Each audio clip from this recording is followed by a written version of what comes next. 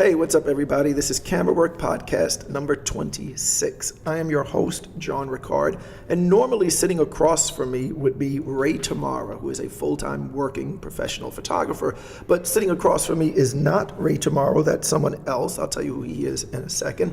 But Ray is actually out there working. That's the kind of professional photographer Ray is. I'm the kind of professional photographer who on a Sunday night is in an empty studio, in a cold empty studio, doing a podcast. And Ray is the kind of photographer who on a Sunday night is out there working, making some money and creating photographs. But he's in LA for the Grammys right now. I guess he's going to be shooting like the parties and stuff like that. And he was in Park City, Utah the week before that, which is really cool. And when he comes back, which I'm thinking is like the 30th or something, today is the 26th. When he comes back, we're going to do an episode, talking about all of this Park City stuff and all of that stuff. I'm dying to hear whatever stories, whatever trouble Ray got into, which is, I'm sure, none. Yeah, well, he's the adventurous type. Ray. He's always looking to get into a little action. Yeah, that's Ray, right? But anyway, I'm joined by a friend of mine, Steven Gomez, who I've known for years. He trains jiu-jitsu with me at Marcelo Garcia Jiu-Jitsu. He's actually higher ranked than me. He's a purple belt. I'm a blue belt, even though I've probably been training 3 times as long as Steven, but yeah, Steven's... You've been training for a long time. Yes, very long. I'm rocking that blue belt for life. But and he lives in my neighborhood, which is kind of cool. We're kind of similar blood here.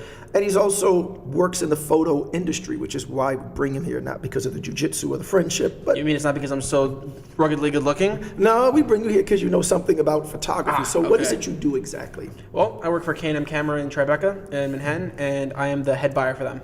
Right. So what does that mean as a buyer? What does a buyer do for a camera store? I work with all the vendors, all the different brands, Nikon, Canon, what have you, and I basically put in orders for more product to make sure we're constantly stocked to service our customers. And I go out and look for new brands and new companies that we think we can do very well with and that we think have a future that we can work with and make lots of money. Right. Now, I'm guessing that's preferable to like being on a sales floor. Like what you're doing is a much cooler job than like... Yes, I have my own office, and Right. Actually our offices aren't even in Manhattan anymore. We moved our offices to Brooklyn, where our warehouse is. Oh, that's cool. But the store is still on like Yes. Broadway or something? Yeah, the store's on Broadway between Walker and White, just south of Soho. Right. That's cool. Right. So just one more thing about the store quick. Yeah. How do you describe the store? What kind of camera store is it? Traditionally, it's a camera store that caters to traditional darkroom, so film, darkroom supplies, but as that is slowly fading away because we're forever digitizing everything, we also cater to anything you may need digital-wise. We have all the latest SLRs, we have the latest printers you can get, anything basically you need for photography, we have it or can get it for you. Right. And it's funny because, I had Sean Cummings on the podcast recently from Smooth Magazine. I'm sorry, he used to be with Smooth. He's now with Show Magazine.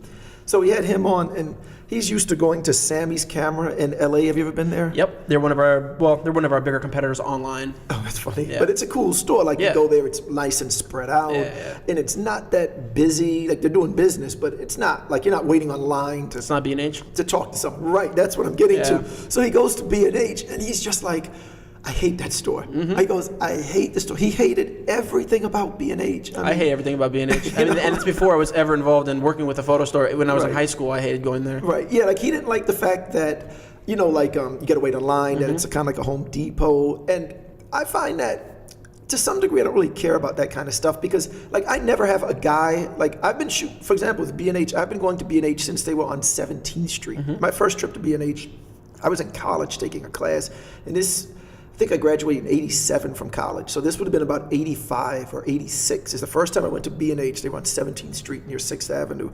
And I've been going there from then till now, and I still don't have a guy at B&H. I don't have a guy in New York City, and I've spent $100,000 on gear in the last 20 years. Yeah. But for some reason, that's never that important to me about like having a guy, Yeah.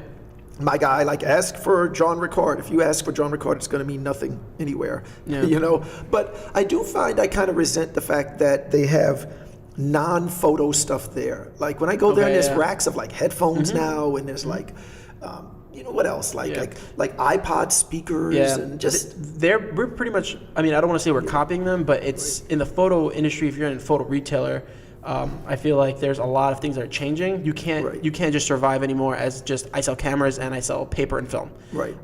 Now, I mean, there's so many people, and I think it has to do with the way technology has made being a photographer or videographer so much open to people like normal working people that want to do it as a side job. I mean, if you can offer, like if you have a store and you sell cameras and somebody wants to come in and start making YouTube videos, short YouTube clips, but Right. high quality ones. Right. They'll come in, they'll buy a DSLR, they'll need maybe a Tascam recorder, they'll Right. need maybe headphones so they can listen to it. And Yeah, but I that's don't mind that. I don't mind those headphones. I mind the Beats by Dr. Dre headphones, and well, there's that's just 25 of that's those. just popularity, and I mean, you also have to understand a lot of these vendors will give you deals on those headphones if you buy Beats. So like if you want to buy Audio Technica, which we're a big dealer of, and this isn't the case, but as using as an example, if you buy. If you want to buy Beats, they'll be like, we can sell you the Beats at this price if you buy 100 pieces of this piece. Right. So that gives you an Right. incentive. And I mean, Beats are super popular. So I Right. mean, why wouldn't you carry? If you're carrying headphones already, why wouldn't you carry Just stock Beats? those two, yeah. But it's just for me. It's like if I'm trying to get like seamless paper or Yeah. 9-inch 20-degree grid, I have to go to B&H. If you're trying to get Beats by Dr. Dre headphones, you've got 3,000 choices to go to. So agree. sometimes I kind of resent not having my camera store be my camera store, and they're 4 blocks from my studio, so that's the place I tend to go to most. B&H is like the world's photo store because Yeah, I mean yeah. they're just the thing I always find funny is you look at I look at the two biggest retailers in the world. One of them is Amazon, right? So what I notice is when when B&H changes their pricing on photography equipment, if you notice, Amazon will do the same thing. Oh, that's And interesting. And it says something when Amazon, Right. who's probably you can get anything on Amazon, Right. has to change their price to reflect Because the of change a in- retail store Yes. that's not even a chain, it's just one Yep, store. just one store. But speaking of stores, there's other camera stores in the world, and one of them is Unique Photo, which is really cool. They have something called Unique University. They're located in New Jersey, and they do a lot of like seminars and presentations. And I was supposed to do a presentation for them called Principles of Studio Lighting, and this was supposed to be a week ago. And it's like a paid seminar. People pay. They come to the seminar. I'm going to teach you about lighting. So I load up the car with a ton of stuff because I kind of get crazy with stuff. I mean, I brought like 4 lights, and I've got like soft boxes and beauty dishes and Magnum reflector and just all of this stuff. You're prepared. I'm like really trying to teach all of this stuff. I'm trying to cram it into 3 hours. But put it all in the car. It's raining. We're driving with my wife because Ray was away. He was supposed to help me with the thing, but he was doing yoga training. I got to get him to talk Yoga? about that. Yeah, to like be a yoga teacher. He was doing like a weekend intensive yoga okay. training. There you go. But we're driving, and I hit like, I don't know, a patch of water or something, and the car skidded and did like this fishtail thing. Did like a 180, like I'm in the Fast and the Furious, and we hit a guardrail, and then it flipped around again, like another 90 degrees or something, and Jeez. it ended up off the road. And I'm going to show a picture of it on the screen. And, remember the podcast is on iTunes and YouTube. So whichever one you're listening to, if the other option is easier sometimes, just be aware it's on both. But sometimes on the podcast, I'll put like pictures on the video version. So I'm going to show them the car on this part of the YouTube version of the podcast. But anyway, so the seminar didn't happen last week, but it did happen yesterday. And How'd that go?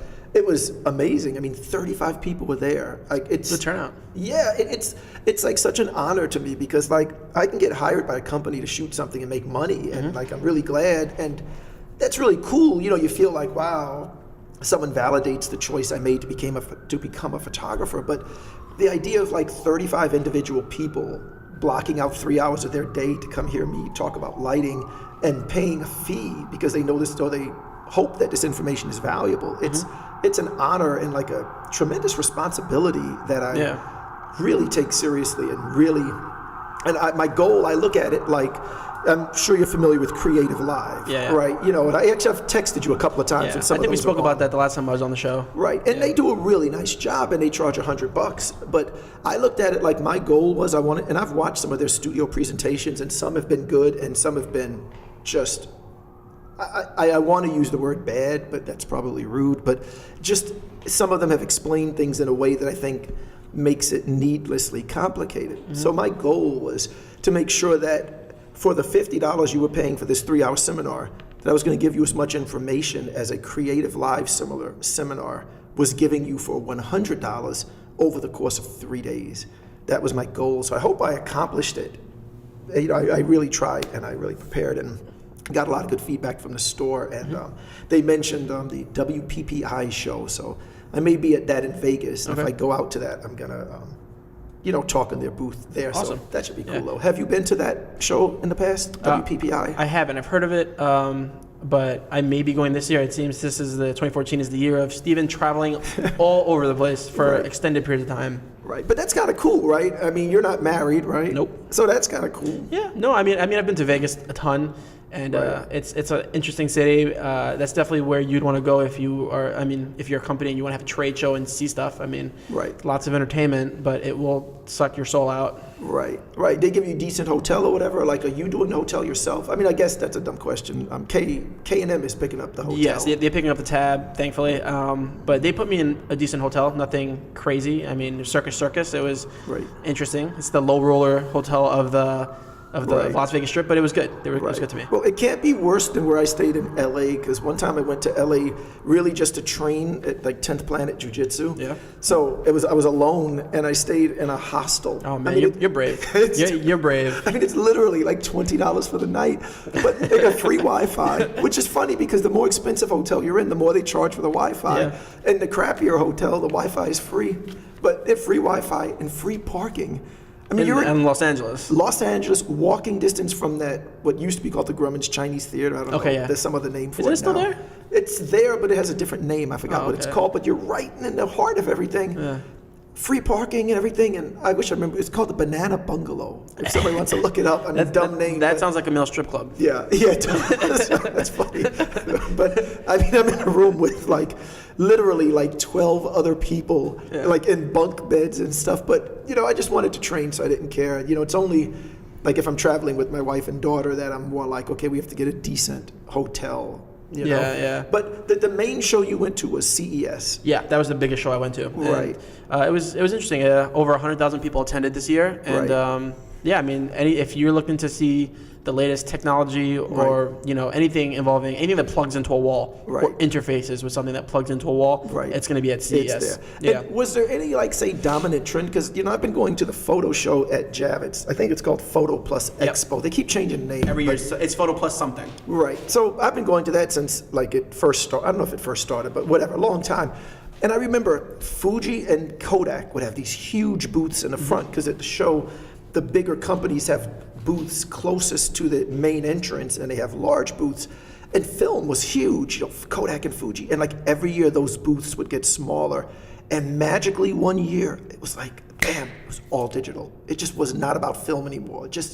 The turnover was so quick. Wow. It was like, wow. And Kodak disappeared essentially. Fuji kept the presence through the printers, and then now, of course, they've got these amazing cameras. But was there any kind of trend that you sort of noticed that seems to be the thing overall? Oh, yeah. At the show, I mean, talking photo-wise or just in general? just in anything. Oh, anything related to the iPad or the iPhone. The amount of accessories and things people have come up with to interface and work Right. with iPads and iPhones. I'm talking about cases.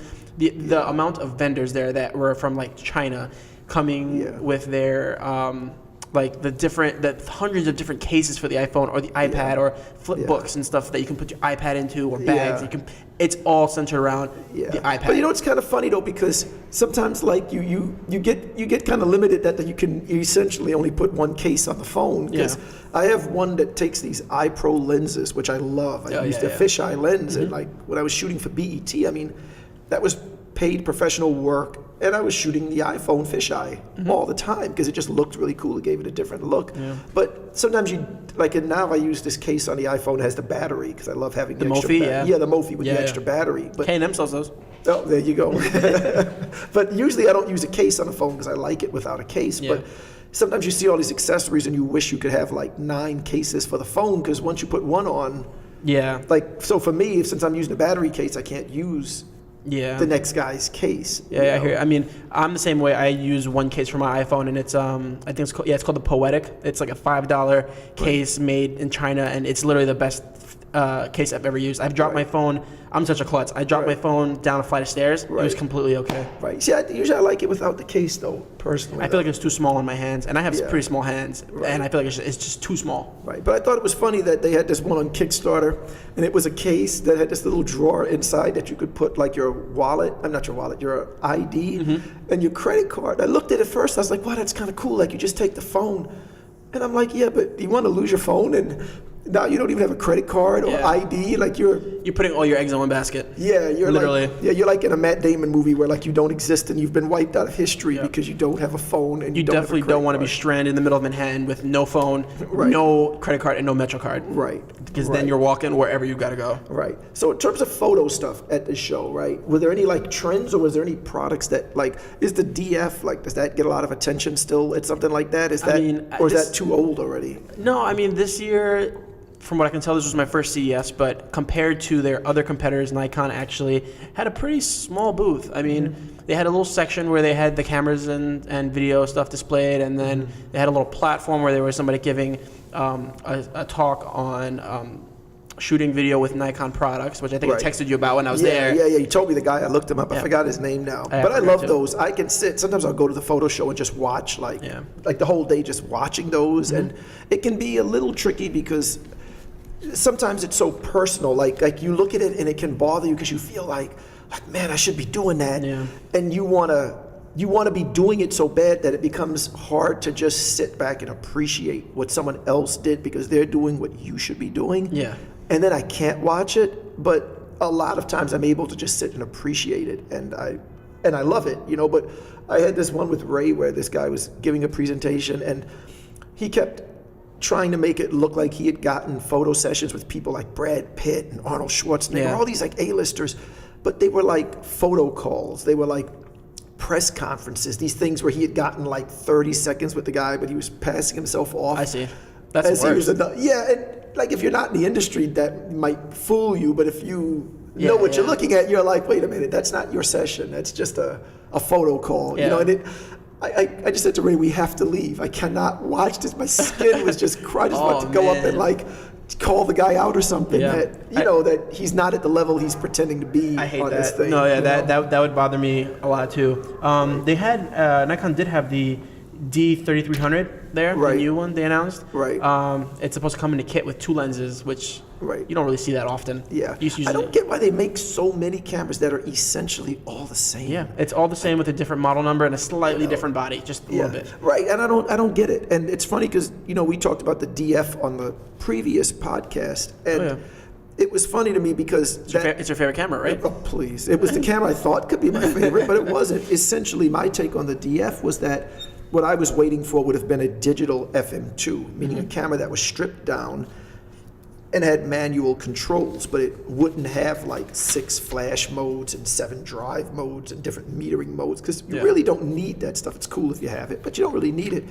And I made an excerpt of that part of the podcast. I put it up on YouTube, and it got a lot of views and got a lot of feedback. And I was really pleased that most of the people who commented on the YouTube link were really intelligent. It wasn't like, "Go, you're a jackass." It was, intelligent debate. And Yeah, excuse me. I respond to every comment on YouTube. So if you ever comment on the podcast, please put it on YouTube, on the YouTube page. I read them and I respond to every single comment. But I thought it was interesting when I looked at the reviews of the DF that virtually every review said the same thing that I thought, which was that those manual controls were just simply not done right. Yeah. And I actually pulled a couple that I just wanted to read really quickly. Like Tom Hogan, who's a big Nikon guy, he's one of my favorite guys on the web, his way of writing about Nikon products. And he wrote, Nikon didn't go all the way with the retro aspect of the DF, and it shows all over the place. This makes for a disjointed shooting experience. And I thought that was such a crazy comment. Like, here these guys are marketing the camera, like, look at the controls that we put on the camera, and the reviewer is saying, it's disjointed, the controls are bad. Yeah. Like the one thing that they're marketing the camera for, someone is commenting it isn't really done right. Yeah, I It's think that's really funny to me. I don't know. I mean, when I first saw it, when I first got the press release from Nikon regarding the camera, I thought it was pretty cool just aesthetically. Like looking at it, I was like, oh, that's a pretty cool idea. You're taking the aesthetics of a camera that's, I don't even know how old it is that they're trying to bring back, 10 years, 20 years? It would probably be 20, because Yeah. even 10 years we've already been digital. Yeah. We were D1. Yeah, so 20 years. I forget what year we're in. But I mean, I have a camera that's very similar to that, the film one that was my dad's. But Right. and I was like, aesthetically, this is pretty cool. I think this would appeal to a Right. lot of people who want that old look, like with the Leica, Right. you know. But then I remember speaking to you about it, and you were very yeah. unpleased with the way they did the button configuration. Yeah, because it's like they're saying if you want to set the shutter speed with the dial on the top, you can, just like you did on an old FM2, Yeah. but you can also do it in the menu. Well, it doesn't make sense. Make a commitment to it. And one more that I pulled was Ming Thyme, I guess that's how you pronounce it, who's another blogger that I look at sometimes. And this person wrote about the DF, said, the control paradigm is confusingly mixed. You need to consciously pause and think for a moment to remember what's done through knobs and levers and what is done through menus. It's insane. Like Yeah, here you that's- purposely designed the camera with a certain type of controls, and virtually every reviewer has said, great camera, amazing chip, I love the size, I love the files, but I don't like the controls. Yeah. It's exact opposite of what they went for, and I think they actually would have gotten better reviews if they had just made a camera like the D800, Yeah. but with the D4 chip. That would have been fine. That's all they needed to do. Yeah, I mean, the D800's taken off. D800 and the D800E are probably one of Nikon's best sellers now. The DF, I think, had the ability to be a great camera. They just had to make that commitment to, you know, we're going to go full retro, and the only way you're going to get set the shutter speed is with the dials, and that's it. And I think they really, you know, I think they really just messed up on that whole thing. But let me see. So let me just tell you a little bit about the CES show a little bit more. Canon. I mean, when I go to these shows, I usually just look at the new product. But this was actually the first time I was at CES, and they were actually had meetings to attend, which was interesting. I actually got to meet with a bunch of the reps from Canon's Japan's office, their printer team. I didn't really realize how big Canon was. They literally, I met one really nice gentleman. I forget his actual name, but he made me refer to him as Sting. Oh boy. Yeah, he's like, please call me Sting. I was like, all right. I'm sure that's short for something. I think his name was like, his name was like Satoshi or something. Right. And he was like, just call me Sting. I was like, all right, bro, Sting. But yeah, it was really interesting. I had meetings with Canon, I had meetings with Nikon, I had meetings with distributors. It was a very weird mix of come look at all these shiny new things, and by the way, you have to actually do work. Right, but do you think that they're kind of worried about like what Fuji is doing? Because Fuji, No. And if you see, what is the new Fuji that just got announced a few days ago? It has the dials, and they actually did it right. They did what Nikon should have done, where they have dials to control the camera, but there's no other option but the dials. It's like it hasn't been officially announced, but it's leaked already. Yeah, I didn't see that at CES actually. It's funny because I went through Fuji's booth at CES, and I was actually kind of underwhelmed. They had a really big booth, and the majority of the things that they were pushing was the X100S and their Instax line, which is interesting. And if for any of those who happen to really like the Instax, they're coming out with a X100 looking Instax camera. Oh, that's cool. My daughter has an Instax, which is it's a little mini Polaroid camera, and I like it. And if you buy on Amazon, you can get like 10 packs of film relatively cheap, and then it's like 80 cents a shot, and it's kind of cool. She has like an album of pictures of. It's a fun little take thing. it with the Instax. Yeah, it's kind of cool. A lot of friends of mine use them at parties. They leave little Instax around the house, and people just grab them and take party photos. I've always debated having one in the studio and then take like Polaroids and throw them up on the wall. But I'm afraid that once you start with a Polaroid, then everybody wants one. And, you know, again, at like 80 cents or $1 a shot, you know, you don't want like the artist and her manager and her publicist and her makeup artist. Everybody's like, give me a Polaroid. And well, we'll talk about that after, because I could probably help you out with that, because we do a lot of Instax. Yeah, but oh, that's cool. Yeah, we should maybe do that. Do you know he's a videographer, and I guess he's sort of a photographer, Casey Neistat? No, I don't think so. He's actually, his studio is actually a few blocks away from I think they're 2 blocks away from K&M store, and he's known for his HBO series he had, in where in one point he was riding a bike, and it was all about how bikers in New York City get treated unfairly. And you guys can go ahead and look at that online. Just Google Casey Neistat on YouTube or whatever, and he's the guy that's riding in the bike lane and tripping over all the debris and just like faceplant. He voluntarily flung himself off his bike in Brooklyn and in Manhattan to show how messed up the laws are in Brooklyn for bike riders. Yeah, I actually did see that video. They tell him to get off the road, so then he starts showing all the hazards of being on the road. Yeah. But what I was saying was that in terms of the Instax, was that in his studio he has an entire wall full of Polaroids and originally it was real Polaroids, but since they're nearly impossible to find now, And expensive because they have that impossible which project. is I do not like those Because of the price? The price, it's one thing because it will sell, especially to hipsters who love the idea of a Polaroid, but the quality is so all over the place. Like, you can get a pack of film from them, and when it comes out exposed, it's all messed up. Really? I wasn't aware of that. Yeah, I've had a few instances. I used to work at the smaller retail store we had on 21st, right by SVA. Right. And I had sold a few to a customer, and he came back and was like, "Are they supposed to look like this?" And they were all over. Like, it was terrible. Yeah. It was. I mean, you needed to like put it through a couple hundred Instagram filters before it looked good. Right, before it looked like... Yeah, but he had a whole wall of Instax photos, and I was like, "That's pretty cool for like a studio." Just every time Yeah, I somebody comes thought by. about it. Now I may go back to that thought. It's going to be cool to just have these little Polaroids. It's just... just like cool moments. Like, during a shoot, just run over, grab the Instax, take a shot, throw it on the wall. Yeah, because I just don't want everybody like, "Oh, give me a Polaroid," and you're like, "I just spent $10 every day on this." Yeah. You definitely don't want that. It's the stick of gum syndrome. The minute you pull out the pack of gum, everybody wants a stick of gum. Right. But when you mention Nikon and Canon, I keep wondering like how long they might keep the dominance that they have now, because when people ask me for camera recommendations, I usually direct them over to Fuji, even though I don't own a Fuji. Really? I truly believe the Fuji system is better for most people who are trying to do general portraiture. If you're trying to shoot writers in their apartment, or maybe you're in a recording studio with an artist, just this type of like general editorial portraiture, I think you're better off with those cameras, the Fujis, because they're smaller and the quality is fantastic. I think the Nikons and the Canons are ultimately going to be best suited for the kind of work you do for Getty Images and Wire Image, where someone sends you to a red carpet, you're shooting in arrivals, and you need to be able to shoot to 4 or 5 frames a second, or you're doing fashion shows, or you're shooting concerts.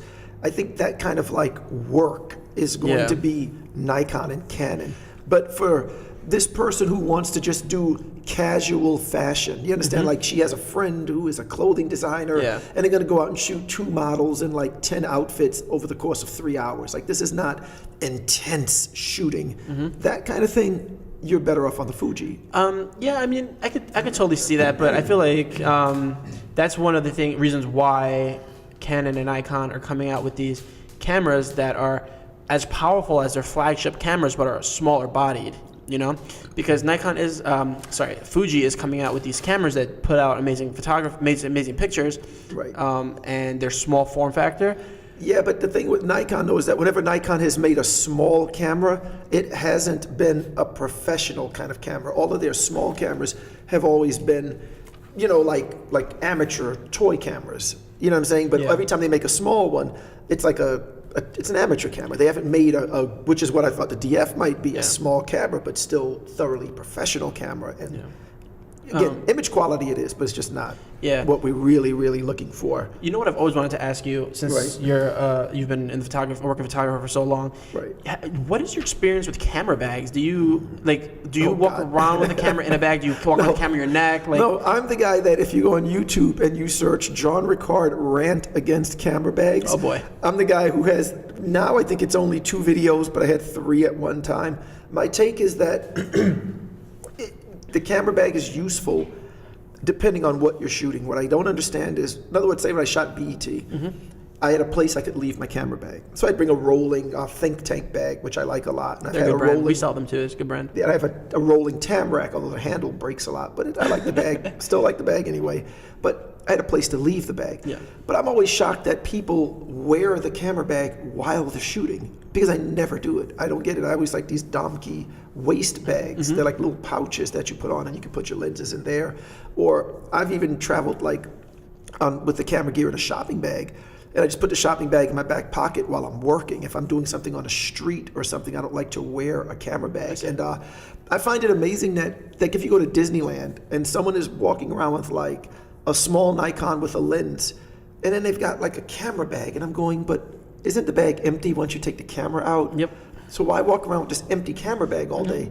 Especially if you're going to have the camera out all day. Right. You don't need extra batteries. You don't need a second lens. Not unless anymore, you're working. I mean, if you're just at Disneyland, what do you want to walk around with this bag for? So I can be very anti-camera bag. Like, very anti-camera bag.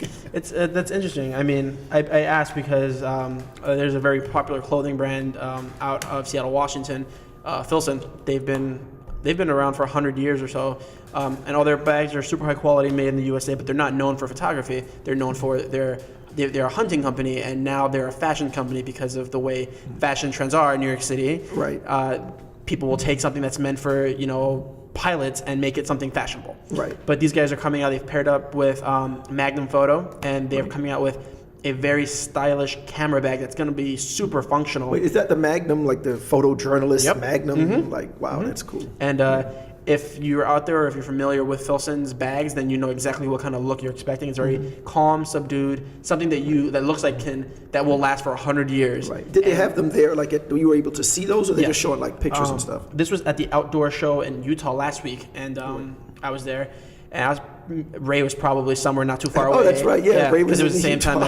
as Sundance in Park funny. City, Utah. And they had all the models there. I actually have some photos. I think I have some photos of them. And basically they look like really traditional messenger bags or sportsman's bags. They even have a backpack coming out. And if you look at them from afar, you would never know they're a photo bag. And that's what they wanted to do. But when you open them, they have the little paddings and compartments for lenses and bodies That you and need. Yeah, I'd have to inserts check that it out. come in and out. Yeah, I think they're not going to be cheap. I can tell you that because this company is known for making $300-$400 bags. Right. But they're definitely going to be a brand that you'll buy once and you'll never really have to buy again. Not because that it broke, but because maybe you got tired of it. But it's a quality brand. Their stuff doesn't come apart, and they have a lifetime warranty. So Yeah, that's cool. if it Yeah, ever does break, you companies do send it to that. them and they'll fix it for you for free. Yeah, that's pretty cool. Yeah, I mean, maybe I'd be looking at something like that. But like I said, I'm very anti-camera bag. Anti-camera Like bag? if I'm shooting a parade, then I'm not going to be wearing a camera Yeah. bag. I'm going to have the cameras in a shopping bag. So when I get there, I'm working completely without the bag. Yeah, it can get cumbersome walking around with a bag and a camera out. Yeah, but I see people do it all the time. I've put that on my Twitter. I'll be tweeting pictures of people going why is this guy walking around with a camera bag while he's working? Yeah, it always seems a little weird. Yeah. That people do that. I didn't know you were so anti-camera bag. Yeah, I've got actual videos. You just Google John Ricard rant against camera bags, and gonna you'll look see. at You can look that That's up. funny. Now, what else do they have at CES photo-wise that's cool? Are you seeing more stuff with printing? Yeah, Is that wireless printing, little printers. It seems like a lot of companies want to take the size and the idea of an Instax size photo, printable photo, and just have it having a little printer by your door, and you have people over, they can just send pictures to print and stuff. I don't know who would be into that. No, that sounds cool to me. And I tried to get one years ago for the iPhone, and it didn't work with the iPhone because Really? Yeah, they're very controlling. Yeah. And it was some type of it wasn't Bluetooth. It was some other system that it used to connect to the phone. It was a Polaroid instant printer, and it wouldn't work with the iPhone, and it was frustrating to me. But I think it's a good idea to be able to print some of those Instagram photos and stick them on the fridge and stuff like that. I don't know. I feel like we've gotten so far away from traditional photography and prints that people forget that one of the biggest things to do with photos was stick them on your fridge or make a collage in your bedroom, or frame And things. I haven't printed in years now. I used to maintain photo albums, which looked so cool in the house, and I keep thinking I need to make prints, and I just haven't been. It's doing also it. gotten so expensive now. I mean, paper and ink is ridiculous. Yeah, I think the smartest thing I ever did though was with the home computer. I stopped printing. I used to own the Epson, everybody, with the tiny little ink that, the little blue ink. It costs more than gold. If you think about it, you can go to Saudi Arabia and mine oil from Saudi Arabia and then put it on a tanker and ship it to New York. Excuse me. And it's cheaper by the gallon than some blue ink from Epson that's 99% water. Why is the ink so expensive? And it comes in these tiny little Cartridges, containers. Then they're you're out of cyan. I'm I don't even know what that color looks like. Ink is probably the biggest, aside from paper, obviously, but ink is probably one of the biggest markets in photography. I mean, it's the biggest ripoff in photography. And an Epson printer will run you $79 because they know you're buying ink for $35. oh yeah, you can get a really good printer, super cheap, and you're I just got a great deal. Until you have to buy 7 sets of each ink to print that picture you want. And why can't I buy the ink in a gallon? I can get, gas. Costco should carry it. Yeah, right. You should go to Costco. Costco just buy gallons of ink. Yeah, BJ's another one. They could come back a big 5-gallon tub of cyan, and magenta. Buy cyan and magenta, you get yellow for free. There you go. Right, built in. But so what I did, I bought a laser printer, a Brother laser printer. It just does the black and white. and you pay like $100 and it lasts like 2-3 years. Yeah. You don't have to worry about the ink or anything. And I don't print. When I print, I just order at Arama the few prints that I might order. So I just eliminated that whole. I'll tell you, I miss the darkroom thing. I did photography in high school, all through high school. That's where I learned how to work, how to shoot, how to print, develop, and I miss the darkroom. I mean, it's not financially possible to do that anymore, really. I mean, if you want to do it seriously. Yeah, every now and then I think about it, like, because I have space in the basement where I could do it. And it looks like fun every now and then, but then when you look at the prices, it's like, you got the larger, the paper, the lights. It's just so much. I mean, it's not really that good for the environment with all the silver that gets poured down the drain and stuff. I mean, it's going to be one of those things where not many in 10 years, not many people are going to remember what it's like to do that. And to see a really good, high quality black and white print or a color print that came from a negative. It's going to be really rare to see that. Right. Yeah. And then, like, you're always touching those chemicals with your hands, even though you're supposed to wear gloves, but nobody does. Everybody you're supposed to use the little tongs, and instead you just grab it with your finger. When it's funny, because when I was in high school, I had broken my wrist playing football, and I was doing photography, and I remember I had the cast on, and the doctor was like, if you're going to be doing this photo stuff, make sure you wrap your arm in a paper and plastic bag, because those chemicals will seep into the cast. That's funny. Because it's porous. It'd be like fermenting and stuff. So I didn't listen to him because I'm a teenager and I knew everything about the world, and I was like, I'll be fine. So 2 months passed, and I'm in darkroom doing projects, printing, just getting chemicals everywhere. Everyone's so many shirts because of developer and fixer. And the cast comes off, and I have this crazy green ring around my forearm. All the chemicals like stored up in the cast and stayed. My top of my arm was green for like 2 months until it finally disappeared. I don't know where it went. I'll probably get cancer in that arm. You should have had a picture on your arm. Would have been cool. Yeah, the last photo you shot should have been the arm, the green arm. Like a Twilight Zone. But I had an interesting observation at the beginning of the year, which usually I don't go for that because this is January 26th we're doing this. But every time the new year starts, it's always the stuff on like your Twitter or whatever about resolutions and 10 things to do this year or whatever. So I said, I'm going to do one, which I don't usually do. So let me ask you this question. How much self-help, say books or articles or videos do you watch or read? Or what is one that you like or thought was helpful, or particular author or particular book or something along that line? It's funny because I'm not really a big fan of these, but my father is. And he made me read Napoleon Hill's How to Win Friends and Relationships. Not familiar with it. I'm probably completely butchering the title. But it's something called, if you look up Napoleon Hill, it's his most famous book. Okay. And it's How to Win Friends and something. And basically it just tells you how you can be more assertive and more confident, and how this will in turn help your friendships, relationships, and your businesses. Right. And I mean, I read it, and I'm not a big fan of these because I think it's a lot of crock. I believe that you can do whatever it is you want to do as long as you believe in yourself, and I feel like that comes from inside. I don't feel like you can read a book and be like, okay, now I'm confident. I think you have to go out there and do things and make yourself confident. Right. And I had this, and the observation that I had, which was a little bit like that, and I tend to read a decent amount of that stuff because it's entertaining, and sometimes it is helpful when you like read something that gives you a different perspective on something. Like you've looked at things a certain way, and like you read this book and it makes you look at it differently, or it validates an opinion that you may have had. Sometimes I like that. But I came up with this idea. I called it the year of ignorance. I said I'm going to spend the whole year, and I'm going to not read any books that are like self-help. I'm just not going to read them. I'm not going to read any books about like you said, how to have confidence in negotiating, or just none of those like Malcolm Gladwell books about outliers and all of those things. I read that this year. That was in 2013. I read that. It was a very interesting book. But so I've been thinking, and it's funny because we were supposed to do a podcast where we talked about 3 books, and I read like 2 of them. I didn't read the third, and I'm still debating whether we're going to do that podcast where we talk about the new Malcolm Gladwell book that David and Goliath. David and Goliath, right? And then we were supposed to talk about this book called Decisive by Dan and Chip Heath. And the third one was Scott Adams, which was the title was something like How to Fail at Almost Everything and Still Succeed, or something along that line. So we were supposed to talk about those 3 books, and I'm still debating whether I want to do it because I had one I still didn't read.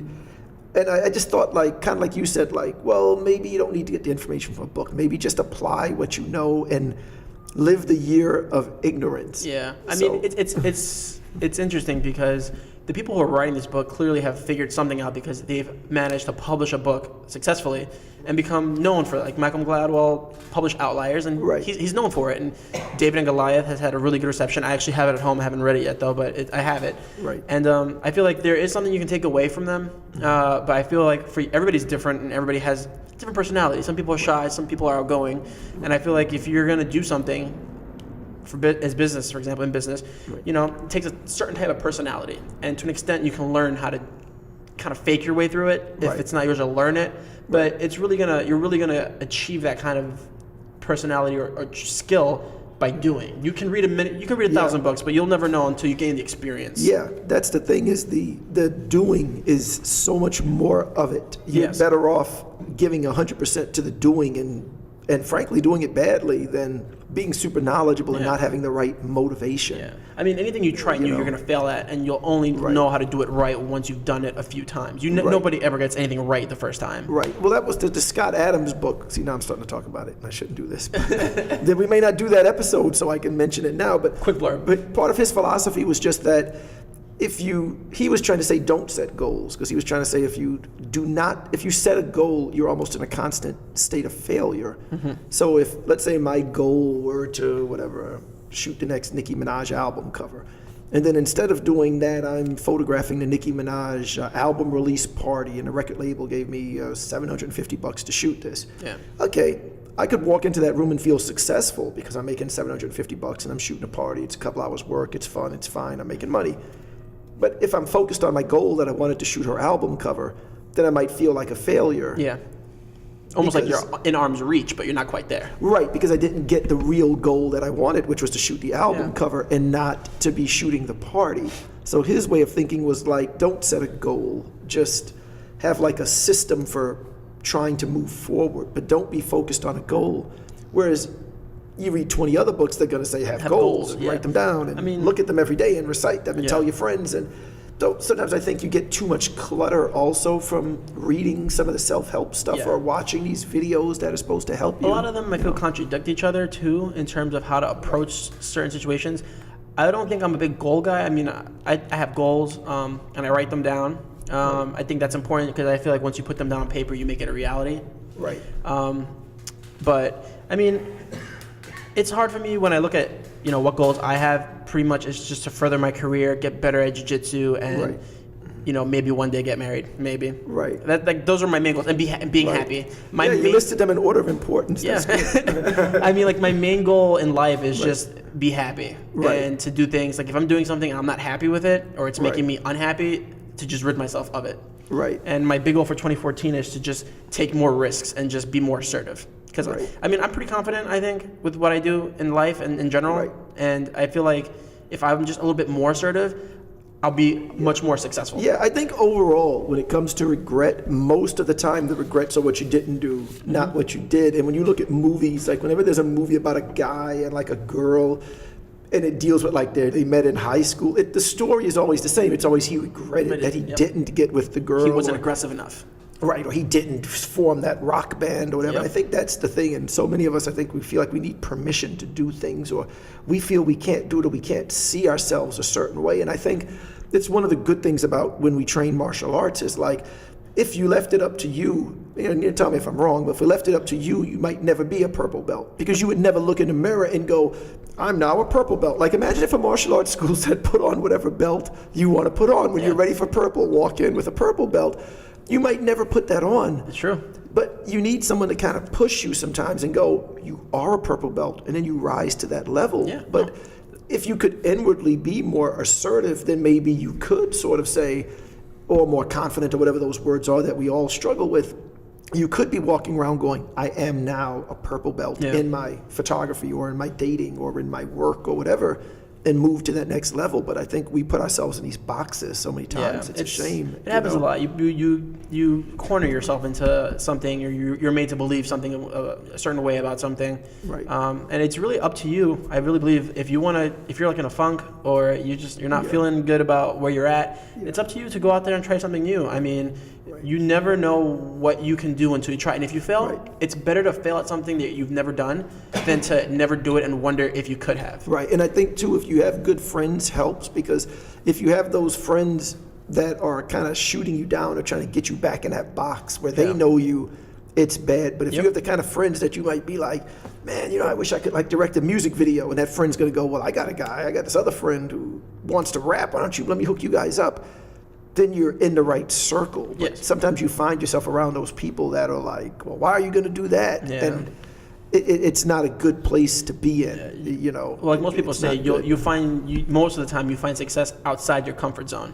So Of you have to course, go yeah. outside of where what you normally do and explore it, see what happens. There's Right. nothing wrong with trying something new. Yeah, and I got this move. I'm not going to talk about it on a podcast yet. If I make the move, I'll talk about it. But I've been debating, like, kind of shifting what I shoot, kind of away from the music / celebrity type of photography that I do into a really different genre. And like sometimes I wonder, well, what makes me not sure if I'm going to do it? Like, what am I? Am I afraid of something? What's the? It's probably because You we know. spoke a little bit about it on the way over here. I Right. mean, it's just a new frontier. You've built, Yeah. you stayed in your type of photography for so long. You're comfortable there, and Yeah. you know what you're doing. Yeah. It's always gonna be scary going. Like if I handed you a big old lens, I was like, okay, I need you to become a professional bird photographer. Yeah, that go would take suck. go take it.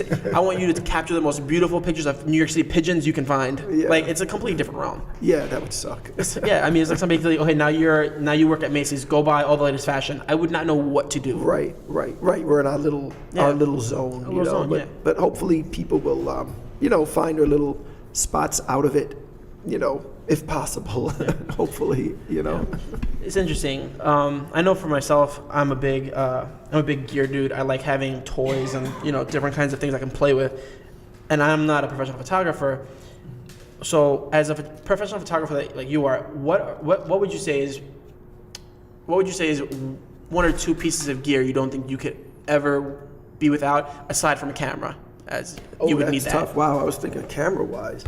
I would not be without. Wow, that's really tough. I'm not sure if I'm answering this question right, but I know I still like the iPod Classic. Mm-hmm. I really like that. I like the idea of having what I guess you would call a dumb device, because I'm on the Apple system, so I've got the Yeah. iPad and a bunch of iPhones and old iPhones and all this stuff, and they're intelligent and they do these crazy things like you're listening to a podcast and then you sync the phone and then the podcast disappears from the phone, or you just get these crazy things like with Yeah. Apple sometimes because it's trying to be automatic. But then I have the old school iPod where if I want to play a song, I don't have to look for a Wi-Fi connection. I don't have to wait Yeah. for the thing to load.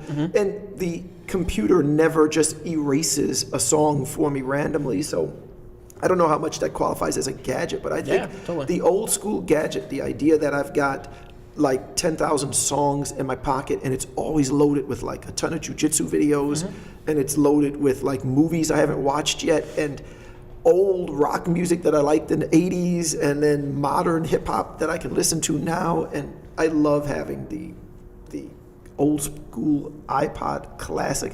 And I just wish, if Apple's listening, because I'm sure Steve Jobs is in heaven listening to this podcast and sending messages to Apple. Excuse me, the one thing that they should do, they should make the iPod Classic be able to hold HD video. Because what happens is you don't want to watch it in HD on the screen, but if you have a movie file on your computer that is in HD, let's say it's at 1080p or whatever, you can't put it on the iPod Classic.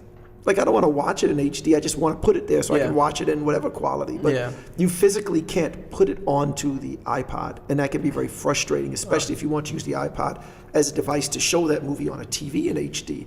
It'd be nice if it could just carry the file and transfer it, but you run into those limitations with it, and that becomes very frustrating. Yeah, no, I found that interesting because a lot of people always, everybody has like their little hobby and their niche, and I have a lot of friends who are into the same things I am, like gear wise and whatever. And, jiu-jitsu, you can never have enough gis. Well, maybe not you, but because you don't like the gi. Did But 3 years without a gi. yeah, but I mean, like we know people who have tons and tons of gis, and that's their thing. They just keep buying gis. Right. It's their gadget. Yeah, and then in jiu-jitsu, there's this thing called the show your old gi. I don't get it. Oh, I have but a ton do you of have one of those? I have Do a you? few of those, yeah. Yeah, there's like a line because I was at this tournament. I guess Yeah. they call it the Worlds in Yeah, LA yeah. or whatever. It was Long Beach, And then there was a line. I'm like, well, what's the line for? I figured it was like some guy signing autographs. They're like, no, Show Your Roll is selling the gi. Well, the thing with that is, I mean, I know the owner of Show Your Roll. He's a friend of Paul's, and he's a really nice guy, Bear. He's done what he's done with his brand of Show Your Roll, of his ski company, is what Nike's done with Jordan. They make them in limited quantity. So it's added like this cool factor, this collector factor, and their guys on Instagram. If you search for the hashtag Show Your Roll or Show Your Roll Collection, I forget which one, you'll get pictures of people's closets, literally with 10 plus gis, all Show Your gis, never worn. Oh, so you're gonna be selling them like sneakers? Because they do sell on eBay for more than what you bought them for. Wow. Like I remember I had one. It was the New York City themed one, the Yank. It was navy. It was Yankee themed. It was navy, and all the accents were like in gray. Right. And I bought it. It was like $180 gi. So it's a pricey gi. I sold it online for like $320. Oh wow. Yeah. Wow. So I made my money back plus some. I got to get into that business. Yeah, it's good. And and they have now a whole. I mean, I don't want to give them like a whole ad, but they have like a whole service now. It's called Guma, and they sell it every year at Thanksgiving, and it's a membership. So you pay like $200, and you're given early access and special access to certain gis that they won't release to the public. But they don't get the gi. You just get the ability to buy the gi. Well, yeah. When you sign up, you get like a package deal. So you get like a backpack and like a gi for signing up. Oh, okay. For the $200. Yeah, and then you have the ability to see gis because when these gis come out online, like the websites get all choked up. They go instantly, like the sneakers. So so you get early access to buy all these new gis and all these exclusive Guma only gis. And then what these guys do is they buy it, and they've mathematically figured out, these guys who buy them, that it's worth spending the $200, and then buying these gis early. Right. And then flipping them on eBay and getting your money back, because you'll end up with, at the end of the whole thing, I think you end up with like you're in the green zone of like $300 or $400 selling them, and you can buy anything else you need. Yeah, it's like the first time you see those kids online outside the Foot Locker to buy sneakers, and they just go like, get a job, jackasses out here waiting for sneakers. And then eventually you learn like, oh, okay, a lot of them are selling the sneakers on eBay, and they're selling them for tremendous amounts of money. The limited edition sneakers, and you're like, oh, okay, they actually do have a job. This is their job. Kanye West has his pair of sneakers from Nike, I think it's Yeezys, Air Yeezys, and those things are like thousands of dollars. Like it's impossible to find a pair for less than $1,000. Yeah. And I mean Jordans. I mean when I was in high school, I had tons of Jordans. I still have tons of pairs of Jordans in my closet that are probably worth $200-$300. Yeah. I'm never going to sell them. I'm sure. Yeah. We've had Mitch Jackson, my friend who's the writer. He wrote the book The Residue Years, and he's like that. When I go to his house, he's got these like plastic shoe boxes, and it's like a wall of sneakers. And it's amazing to me because generally I own one pair of sneakers, and that's it. Just one at any given time because I just don't care. Yeah, I mean, I'm not a big sneakerhead anymore. I mean, I have a pair of Converse, and I have a pair of boots, and I have a pair of Vans, and I wear according to the weather. So if it's raining or snowy, I'm wearing boots. If it's sunny and hot, I'm wearing the Vans. Right. But you mentioned about gadgets. Do you think that there's a must-have gadget right now that's kind of crucial for people to have, or like one coming that's going to really make waves again? Did you see anything at CES that you thought like this is going to be like the iPad, where it's sort of like a game changer and everybody's going to have one, and we were wondering, well, how did we live without an iPad 5 years ago? I didn't see anything like that at CES. I think the iPad is that thing right now. Right. Especially with the way they're making it so small and light, and it's the new one's really cool. It's the Air super is tiny. Nice. Yeah, I need that. But the thing that I saw people were just eating up was the GoPros. Everybody and their mother has a GoPro. Right. And I don't know why, because I see people writing. I mean, I get it, and I think it's super cool if you're going to do something, exotic, like jump out of a plane or something. Right. But that's the weird thing. Seeing bike messengers ride up and down through Manhattan traffic, it's cool the first time. But eventually somebody's going to catch themselves being hit by a truck on it, and it's not going to be that cool. I didn't think of that. Yeah. But the thing about the GoPro is, like a lot of products, the GoPro is fantastic for what it was made for. Meaning if you're going to jump off a mountain, there's really nothing better than a GoPro. Or go surfing. Yeah, surfing. It's small, it's light, the case is waterproof, it's perfect. But you see people using GoPros for all these things. Like, for one thing, once you put the GoPro in a case, it virtually has no sound. Yeah. And we filmed this podcast on something called the Sony Music Video Recorder, which is an absolutely horrible name for a product. And I guess you can Google it to see what it looks like. But this particular recorder gives you video quality very similar to a GoPro, and you can see if you're watching this on YouTube, it's very wide like a GoPro. Now you lose a couple of things. You lose the ability to change your white balance and to adjust your exposure, which is very easy to do on a GoPro using the iPhone app or the Droid app, whatever. But the audio quality is really good on this, and I'm going to switch to that audio right now, and I wouldn't be surprised if it sounds better than the actual podcast audio, because the audio is really good, and sometimes we get issues with the complicated audio equipment I have. So for anybody just listening, okay, right now we're switching to the audio from the Sony music video recorder, and like I said, I wouldn't be surprised if it sounds better than the real gear, because the audio is good. So I recommend that over the GoPro for a lot of different uses that you're doing, because you're going to get essentially the same video quality. But if people are talking, you can hear them. Whereas with the GoPro, you put it in that waterproof housing, you can't hear what anybody's saying. Yeah, no, I mean, people have taken the GoPro, what was essentially meant for extreme sports and stuff, to give you that point of view look, and they're using it because the video quality is amazing on it. For something so small, it's great. Right. And they've adapted it to do different things. Like, they'll use it to set up multi-shot scenes. I've seen people, I was telling you earlier, people are like people who are like gun enthusiasts are using it when they go to the range. They're setting it up right by the muzzle of the gun, so that when they shoot, I mean, you normally wouldn't want to put a super expensive camera near that close to a firing gun, or stand near that to see that. Right. So it's given perspective, different really cool perspectives of shots. I think it's funny, and I'm going to switch back to the audio, the so-called real audio, which I pray sounds better than the Sony music video recorder audio, because I mean, we spent probably like $1,000 on the audio for this podcast. Use it. And, but sometimes the audio isn't even right, and we spent a lot of money on it. But I noticed you can see on TV a lot. You start the look of the GoPro, and then the characters start like driving a car, and then like you're like, oh, they shot that with the GoPro. Yep. It's no longer that film quality that they had a few seconds ago. Yeah, you can tell. It's super popular. It's a good look. I think it's almost like a relaxed, I call it fisheye sometimes. Yeah. And it's not super intense, but you can tell it kind of has that look where it's like, it's a GoPro. But there's something really cool coming out. There's something that they call an anamorphic lens. It's kind of like a wide angle lens, but it doesn't have that type of barrel distortion like you're saying. And it's 16:9 ratio, the image that would produce, or a little wider. And someone's making a Kickstarter for the iPhone of that anamorphic lens. It'll work on the iPhone 5, and I'm still on the 4S, and I think gotta upgrade, man. When that lens comes out, I think I'm gonna upgrade to that, because it looks like a lot of fun to have this really cool wide-angle lens. And they said they kind of made it on purpose, like the Zeiss lenses that they shot Star Trek on, where it flares a lot from the light, and it looks really cool to get these like, these like moving, I don't know what you can call them, lens flares or something. So I might get that. It looks really cool. Maybe we'll even film some of the podcasts on that. I don't know. Speaking of iPhone clips, have you ever played with the Olo clip? It's very similar to the thing you were telling me about before. Yeah, I used the iPro. There was no reason why I picked one or the other, but for whatever reason, I ended up on the iPro, and I like it a lot. But I've never used that Olo clip one. I know it's popular, though. I can't get behind the whole adding lenses to iPhone things. I don't know what it is. I can't have this giant thing hanging off my phone as I shoot something. It's just, no, for me, I think it was getting the fisheye without carrying a giant fisheye. That's really the only one I use, is the fisheye. Okay, that makes sense then. Yeah, carrying a whole separate lens for that would be kind of annoying.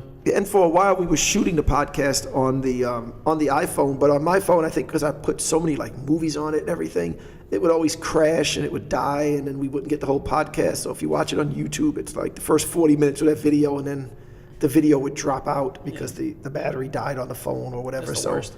But then we would use the wide angle or the fisheye on it, though, Yeah. But all right, but I think we're gonna wrap there. Any other point we might want to mention? No, I mean, I think we got everything. Had a pretty good discussion. Yep, very, very cool. All right, then. So we're gonna be back. I don't know, like in a week or 2 weeks, whatever. Whenever Ray decides to show up again, and I'm gonna have him talk to us a little bit about what it was like to shoot at Park City and to do the Grammys and all of that while I was sitting in a cold studio. All right, if you want to find me, the best place is Instagram. I'm on Twitter, but my Twitter pretty much just repeats my Instagram, and I find it so frustrating trying to fit my thoughts into 140 characters that I get so frustrated with Twitter.